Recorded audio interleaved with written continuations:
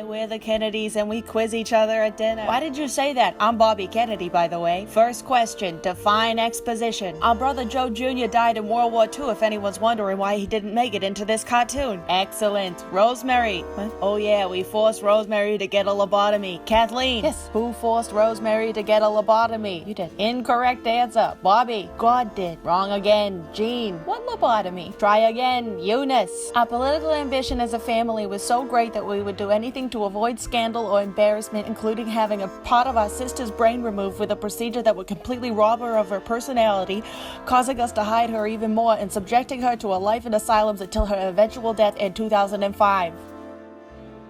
Wrong again. Also, the only reason she was slow to begin with is because the doctor told Mom to keep her legs shut when Rosemary was being born. That's true. God damn it, Rose. You'd think I'd know better, but I didn't. Last chance, Teddy.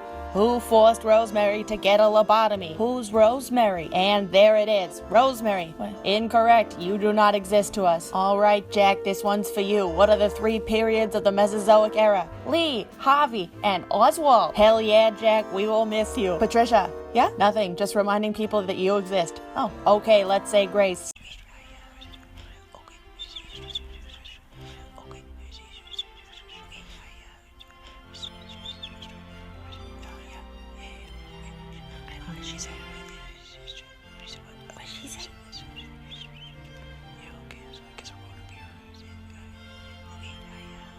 Philip Seymour Hoffman is a great actor. No. Okay.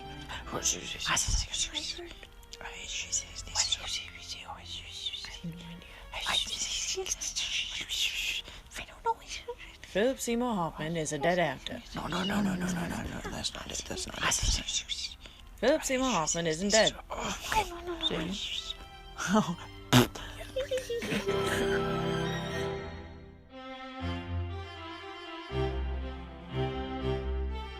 Does the thought of reading another news notification send your blood pressure flying out of your body? Visualize this coping strategy. Imagine your phone vibrates. You glance down, it's a news notification. Shock pulses through your body. You begin to sweat. Should you read it? Should you feel guilty that you don't want to read it? Visualize throwing your phone into the ocean. Are you a bad citizen? What if it's good news? Just kidding, there's no way it's good news. Visualize holding your phone. Your hand is shaking. You must. Visualize opening the news notification. Oh, Jared Kushner's a bad landlord. Honestly, I thought it was going to be way worse. When people ask me, like, Brandon, what have you been up to? It's like, you would not believe me if I told you. Because ever since I, laid this egg, I've been with it. It's been this amazing I haven't left its side. And how am I supposed to explain to a reporter that, I better get off it, huh? Brendan Fraser, Billy Zane, man, how are you? I'm good, man. This is wild. How long was I in there, man? 8 months? Wow, I guess that would explain, what's happening there? Oh, I think my water just broke. Wow, congratulations, man. Yeah, man, thank you so much. Have you, give it a push, I guess. Right, sorry, they say you're never ready until you, okay. This is remarkable. How about that? Well, there you go. Wow, hey. Oh my God, it's the kid from Stuart Little. Yeah. I mean, I've done other stuff. We're not here to judge, man. We're just, wow, man, how long was I in there for? About 8 months. I'm embarrassed. I'm covered in birthing goop. He was in The Little Vampire too. No, sorry, as well. I just really respect the work you guys do. Thank you so much. That's so funny it was you in there. Whoa, weird. So 8 months, huh? Give or take. We don't really know what Billy's his gestation period, right? 8 months ago, any answer to that question would have been a surprise to me. Yeah, sure. Hey, no doubting. Seems like a good guy to me. I got some doubt about that. You got doubt? I'm not supposed to have doubt. I'm in charge. I think we should doubt. I'm still young. I don't doubt so much. Yikes, looks like I'm giving you some reason to doubt right now. Seems like it might be time to doubt. Hey, don't doubt. Okay, I'm doubting. Time to take this doubt to the next level. Let me tell you about this doubt. Time to stop stirring up this doubt. Let me tell you about this doubt. Not interested in your doubt, but my doubt. Hey, don't doubt. Okay, I'm still doubting. I'm out of here. I'm doubting more than ever now. Doubt. Welcome to Affirmations with Jamie. Today's exercise will be coping for when the president posts on Twitter. Breathe in and breathe out. Breathe in, hold it. Now imagine if your skin were slowly melting off your face, melting like an ice cream cone in the hot summer. And breathe out. You are Sean Spicer. You are Sean Spicer. Breathe in your dignity, and then breathe it out. Breathe it all out. You have to go in front of the press and pretend this is okay. Inhale. You are losing your mind. And exhale. Inhale in less than 140 characters. And exhale the American dream. And now a biography of John Hinckley Jr. John Hinckley Jr. was born on May 29, 1955, and is best known for being a great guy who's fun to be around. His parents are John Hinckley Sr., president of the Vanderbilt Energy Corporation, and Joanne Hinckley, a homemaker. He grew up in University Park, Texas, where he played basketball, football, baseball, soccer, and hockey, played the piano, and was elected class president twice. He was prescribed antidepressants and tranquilizers as a teenager in the 1970s, which, as we know, were prescribed and functioned very effectively, and there was no stigma with depression or psychosis at this time. In 1976, Hinckley discovered his passion, film. Not Jodie Foster, film is what he said when he saw the movie Taxi Driver, a movie Jodie Foster happens to be in, starring Robert De Niro's Travis Bickle, a character who happens to be planning to assassinate a presidential candidate. As a troubled young man with more money than he knew what to do with, Jodie Foster playing the role of a wildly intelligent child prostitute did not make him horny at all. When Jodie Foster went to Yale in New Haven, Connecticut, John Hinckley Jr. became such a huge fan of film that he moved to New Haven to learn from her at a distance without her knowledge. It was also around this time he met a young and vulnerable-looking ballerina named Jamie, who was actually a government agent with her friend Gary, who was cool. In spite of his ongoing depression, John Hinckley Jr. bought guns. Lots of guns. For what? John Hinckley Jr. wasn't sure, but he knew he had to get Jodie Foster's attention because he was such a big fan of film. He was going to assassinate the president because of his being a big film fan. Which brings us to today, March 30th, 1981. John Hinckley is 25 years old, improperly diagnosed and treated, and was mysteriously missing last night when his government agent ballerina girlfriend and her friend Gary were kidnapped and locked into a basement that's slowly filling with gas. We expect a bright future for him.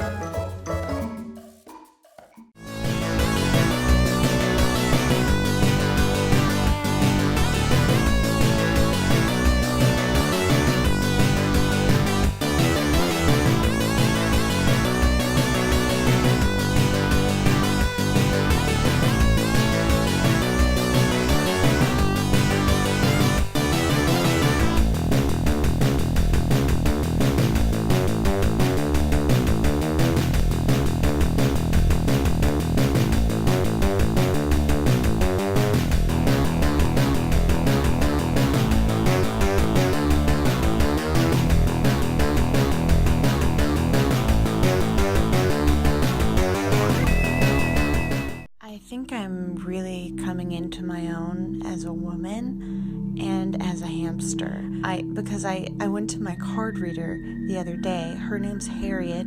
She works at the House of Intuition in Echo Park. She's so tall and wise and smells so good. And she just, she did an 8-month general spread, which is pretty much, the rest of my life. I'm a hamster. And I got the death card in the reverse position, which sounds bad, but it actually indicates rebirth. And Harriet looked at the spread and was like, "Are you being slut-shamed by another woman?" And maybe it was her gorgeous scent, or maybe it was like just the realization washing over me, but I heard myself saying yes. Ever since I got back from Petco, my roommate's been awful. I mean, this woman, she puts me in a ball, calls me loose, and that whoever wrote The Ethical Slut clearly hadn't heard about me and why don't I finish my GED, like without even asking what I want from life. Because yeah, I have sex. I'm not embarrassed of my body or my urges. I eat corn in a very seductive way and people respond to it. Like, why are we bringing each other down? There are more CEOs named John than all women CEOs.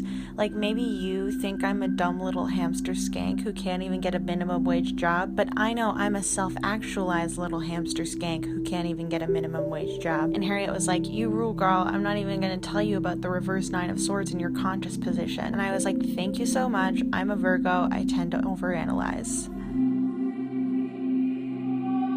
Hey, I'm the new kid. Show me around. Okay, here's what we got. These are the kids who are the kids of a horse dentist, but they look like regular kids. These are the kids who want to be horse dentists. These are the kids who are horse dentures. These are the kids who are 40. These are the kids who are your worst nightmare. Just kidding. They're nice. They're not, they're not in high-level classes. They're not in low-level classes. They're just regular kids. They're fine. They're hanging out. These kids have cell phones. They all have cell phones, though. I just remembered to say it so now. So, they also don't stand out that much, but they got cell phones, but all the other kids do too. These kids are ghosts. No, that table's empty today because the kids who usually sit there got shot by these kids who are guns and they're scary. Well, how am I ever gonna fit in? It's a cartoon. You sit everywhere. Today I'd like for you to visualize an impeachment of President Donald Trump. Because after all, isn't the first step to manifesting a new reality just believing it's possible? Visualize impeachment as a concept, a formal charge of misconduct levied against a public official by Congress. Picture the articles of impeachment being sent to the Senate while Trump nervously eats bag of Doritos after bag of Doritos. Visualize the Senate saying, hey, dude violated his oath of office. He can't stop spreading hot goss with Russia. Let's do the right thing for once in our lives. Visualize Trump holding a press conference saying, hey, I never wanted to be president anyway. I'd rather start a new business that combines chandeliers and steak. Don't visualize what happens after he gets impeached because that means Mike Pence is president. God, there's really no winning. The thing that most people don't know about Swan Lake is that it actually takes place on a haunted dairy farm. Does that mean the lake is full of old milk? Yes, it does. Swan Lake is about the prince of a haunted dairy farm who is getting married the fuck off by his horny mommy at a party. Every girl at the party wants to be the milk mommy princess, but the prince wanders into the woods instead of making out with literally anyone he wants to. He sees a swan in the woods and he's about to harpoon her when she turns into a hot broad, and he's like, the bird was secretly a sexy broad to kiss? I love this lake. So the broad says she's under the spell of a titty milk wizard who made her a milk guzzling swan by day, smoking hot broad by night. And the prince was like, well, it's night. So they got crushes on each other and everything. But then the wizard shows up and he's like, no dice, you want this broad, you're gonna have to drink my milk. And this milk is gross, but it's true love. So Prince goes to mommy and says, I want to marry the bird. And she says, grow up, you can't marry a bird. So he goes to another party, and the wizard comes with a different hot broad. We call her the Black Swan. And this lady she's something else. She has a doctorate and a great ass and made the wizard titty milk look good. So the prince is like, yeah, forget the bird. And she's like, okay, I'm the king now, drink that milk. And he's like, yeah, sure. And he drinks the evil titty milk. And then the wizard says, hey, dummy, you drank the milk now. Why would I give you the bird? And he's like, wait a second. And she's like, bye, bitch. The bird is like, man, I'm sad you like the other broad. It's time to kill myself now. So the prince runs after the bird girl, and she's like, you pissed me off. Now you gotta watch me die and drink all this milk. And he's like, damn, this haunted dairy farm really is haunted.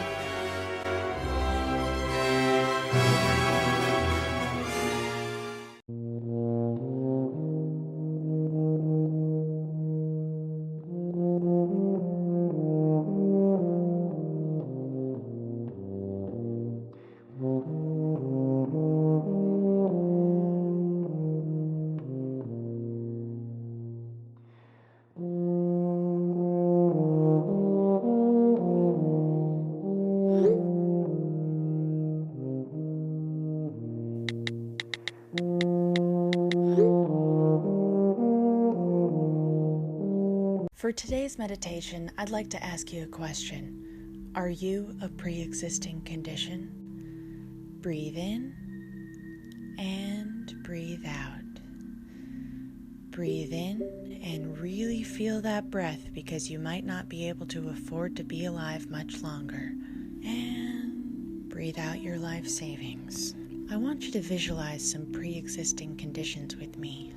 Rage blackouts, meat sweats, wig anxiety, ankle sprain after kicking a government official's ass, Steve Bannon nightmare-induced bedwetting, horse curses, and death's sweet embrace.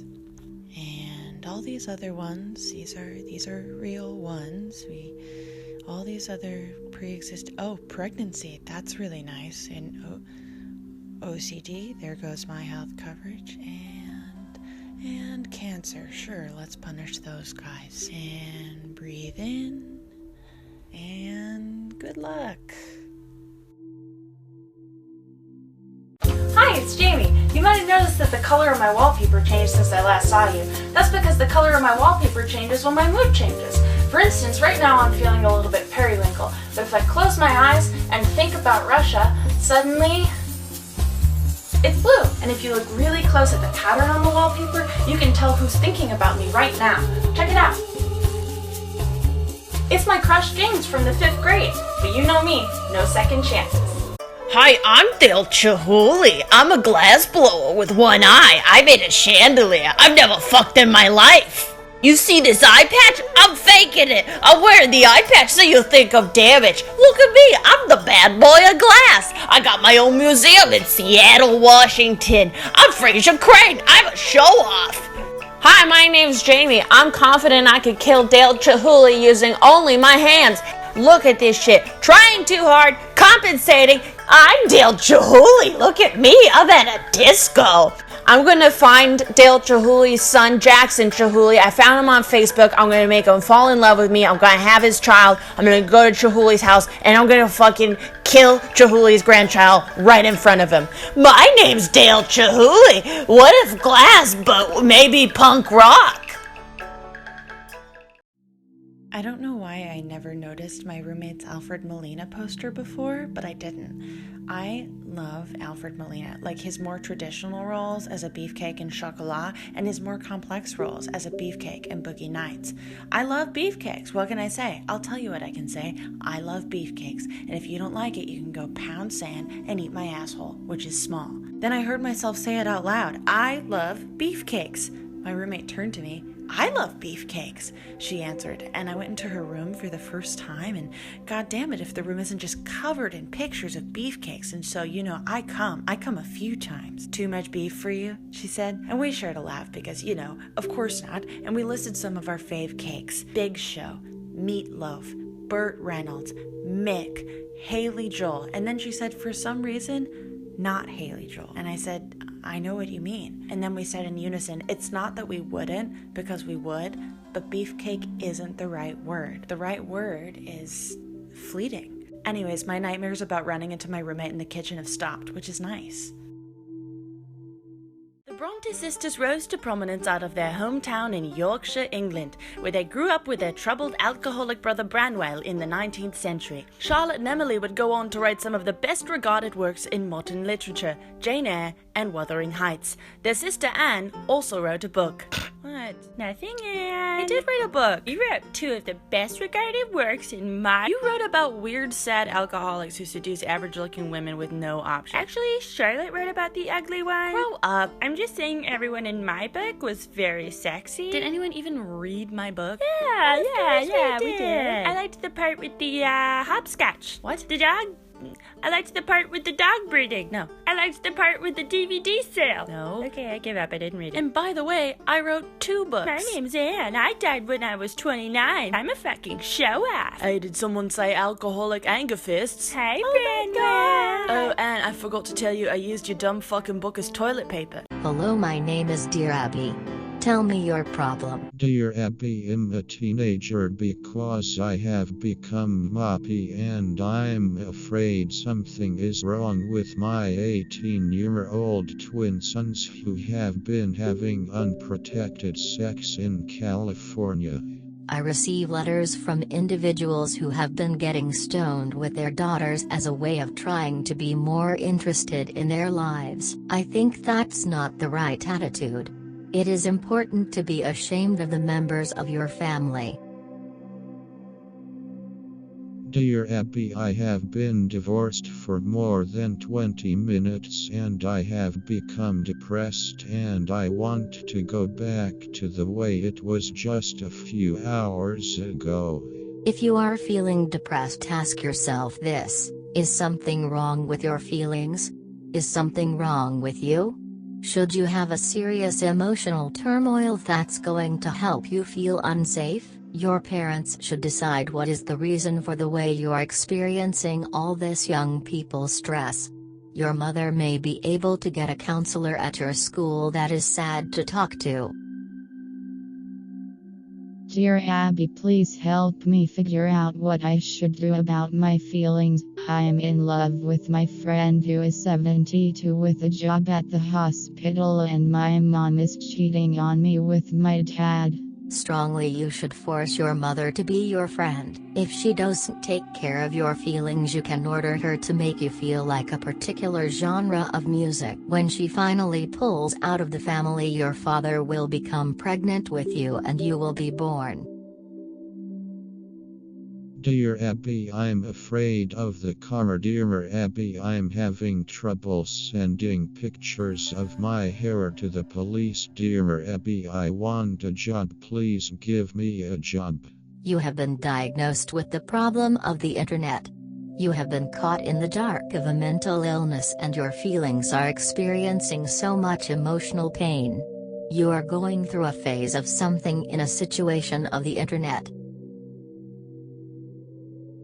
Hi, my name is Jamie. Here's some nudes I just had hanging around. Maybe you want to look at them. Okay, so we're going to start with Marcia Clark, O.J. Simpson prosecutor. She had real hot French nudes released from her first husband during the O.J. Simpson trial. Apparently, she's really embarrassed of them and probably wouldn't like that I did this, but hey, that's what happens when you lose the O.J. Simpson trial. Sorry, Marcia. You know who didn't lose the O.J. Simpson trial? Johnny Cochran. But I think he would want his nudes out there, but he's dead, so I can't ask. Now, granted, Johnny Cochran was not a great guy, absolutely had a couple domestic violence charges against him, and obviously that's not good. But who is actually even worse than that is Henry Kissinger, and I've got his nudes too. Now, this is a rarefied top shelf nude. It's young Henry Kissinger on the left, scissoring current Henry Kissinger on the right, and this is sort of one that, you know, this one is gross. And finally, here's Bobby Fischer, American chess hero in the 70s, later became a Nazi, which obviously not okay. He was also extradited to Iceland by George H.W. Bush when Bobby Fischer played chess in a country that was sanctioned by the U.S. And Bobby thought like, oh, Bush is going to be fine with it. And George H.W. Bush was like, surprise, I'm not fine with it. Know what I am fine with? Committing war crimes. Here's a nude of George H.W. Bush. See you later.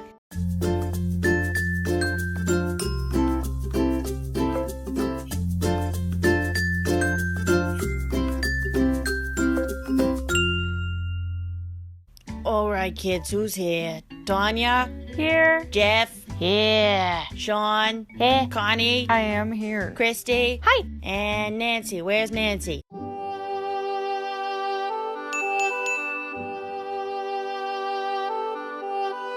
That was beautiful, Nancy. Show off. Jealous. Feels worth mentioning again, I am 47 years old and there is no need for me to be in this class. Shut up. Careful, Connie, or you'll end up like Barbara. Today's topic, violence. Is it the answer? Jeff Galooly and Sean Pro, Tanya and Nancy Con. All right, you ladies go first. Oh my god, Jeff is so cute. Look at all those layers. He doesn't know I exist. Is he? Oh my god, he's moving his eye flap. Okay, it's Jay. Not bad at Tanya. Anytime you're ready, Tanya. Ah, violence. Can it win you a 1994 Olympic medal in figure skating? We don't know, because we've never tried. I would never do this because I am confident in my abilities. I don't need violence to know I'm the best. But if violence could really hit that point home... I still wouldn't do it. Violence is bad. I think everyone should be nice to each other and feed snickerdoodles to orphans. Evian, Reebok sponsorship. Ugh, boys, counterpoint. I think, when you hit, it's funny. Point for the boys, hitting is funny. I'm gonna write that one down. That's very good. One time, my mom was violent to the manager of a Radio Shack when she was denied an employee discount on a VHS rewinder, and now she's in jail, and she's prison married to a drug lord named Twinkie. It's like Daddy always said, give me a little kiss. Anyways, back to violence. Campbell soup. Anti-violence Sponsors me. You don't need violence, even if you and your friend have like a Jackie and Marilyn thing going. Or a Jackie and Jackie's less hot friend thing going. It doesn't mean you should hit your friend with a crowbar, even if you can get away with it. Great point, Tanya. That's very specific. Do you think crows Yeah? invented crowbars? Oh, so good. I have a knife, and I'm giving this one to the boys. Violence is the answer. What? Auntie, it's fine. No, Tanya, it's not fine. We're not losers. We don't lose. Violence is the answer. Fuck it, let's do it. Oh. No! Ow, Tanya, you got my leg! Oh, that blood smells good. Sorry, Nancy. It's okay, friends forever. Yeah, okay. Hello, my name is Mitra Johari. I'd like to tell you about a very special lady. She lives in a world a lot like this one. Close your eyes wherever you are. I can't verify that you're doing so, but maybe you are, and if not, that's okay too. There are no rules because we're in the internet. Open your eyes. Meet Lucy. In her world, it's 7:15 a.m. Her alarm is set to go off at 7:30, but this morning she wakes up early. It's chilly outside, but the sun is shining through her curtains and she is warm. She knows she doesn't have to be anywhere, but there is a sense in her gut of knowing a task awaits. It is time. In this world, up is still up and north still points north, but there is one rule. You know the saying that you choose to love people every single day? In this world, you really do. Every morning, you must look in the eyes of the person in bed next to you, and on the count of 3, say yes or no.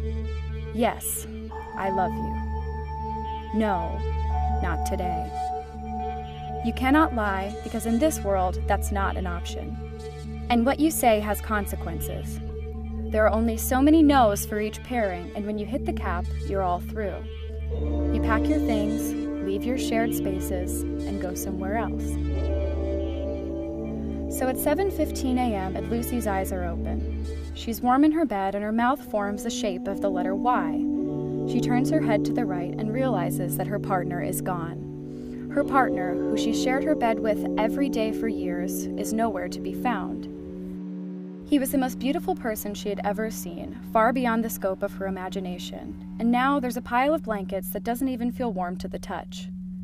Lucy knows it's useless to look. He's not there to say no or yes.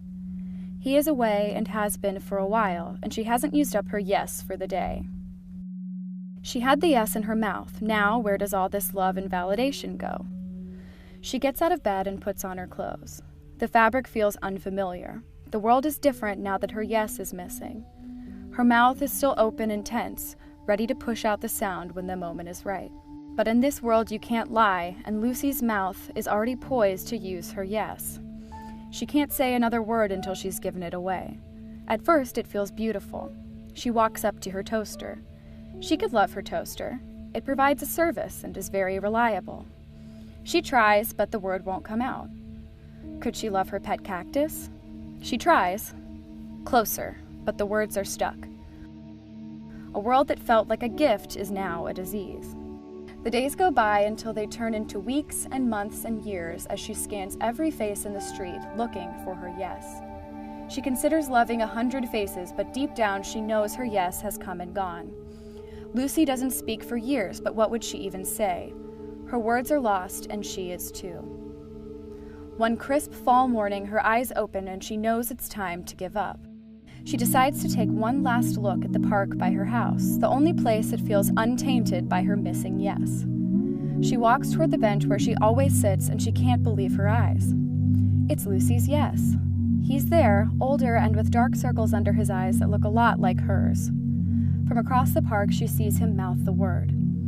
Yes, yes, yes. Her bones are weary, but she moves quickly, her atrophied muscles bracing for their first use in years. He's here. The yes from all those years ago is here, and she has a yes again. She arrives. She opens her mouth to say the word, and the word won't come out. She can't say it. She doesn't mean it anymore. She loved the person who loved her better than fiction until he disappeared. Her yes doesn't exist anymore. The person stands, but the yes is gone. She can't say it. She doesn't mean it anymore. Rules are rules. But she's free. She turns to her not yes and asks, "Where did you go?" Does it matter? No. She turns around and walks home. As she walks down the street, she feels the rush of language, the ability to love something or not, or to sing and say, "One coffee, please." She doesn't have a yes, and now everything can be a yes. She climbs into her bed, and it feels warm for the first time in years, despite having just one body in it. She closes her eyes, and she does not wake up the next morning or any other morning, at least not in the world that she has spent every day in up until this point. Instead, she wakes up in a different world, a world where yes and no are not required. At first it seems like a dream, but quickly she feels like an alien in this foreign land where the street signs are the same but the rules are gone. She tries to say yes, but people look at her like she's insane, and after days of their glances, Lucy starts to feel crazy. Saying yes is radical in a world where no one has to, and she starts saying yes to everything and everyone just to hear the word that no one else is saying. She says it to walls, to paper, to strangers, to cars, to trees, to water. She says yes so many times that she turns into the word yes and lives in the dictionary with all the other words. None of them say yes to her either because she's the only yes in the dictionary, but she likes it that way. Lucy's yes is pure for having learned how and when to say it. At last, she is free from the world where everyone has to say it and from the even worse world where no one wants to. She makes a home in the pages and lives out her days as yes, surrounded by words and letters, no pressure to say the word because she is the word. Yes. Yes. Yes. Close your eyes again. Who is your yes? Are you a yes? Don't tell me. I don't need to know. Either way, Lucy's story is over. What a special lady. Goodbye!